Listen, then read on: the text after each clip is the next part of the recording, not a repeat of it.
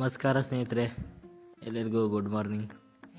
ಬರ್ರಿ ನೀರು ಕುಡಿಯಮ್ರಿ. ಒಂದು ಲೋಟ ನೀರು ಕುಡಿದು ಹಾಗೆ ಬ್ರಷ್ ಮಾಡ್ಬೇಕಂತೇಳಿ ಬ್ರಷ್ ತೊಗೊಂಡಿನಿ ಇನ್ನೇಗೆ. ಬರ್ರಿ ಬ್ರಷ್ ಮಾಡಮ್ರಿ.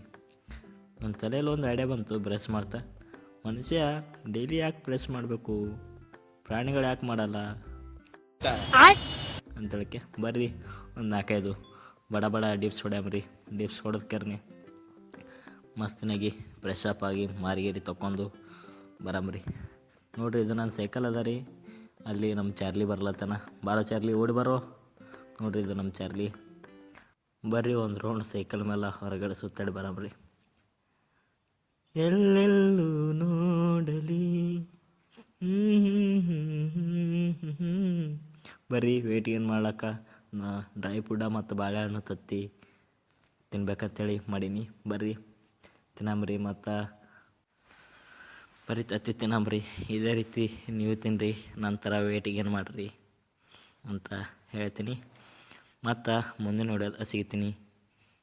ಅಲ್ಲಿವರೆಗೂ ಕಾಯ್ತಾಯಿರಿ. ಇದೇ ಥರ ಲೈಕ್ ಮಾಡಿ.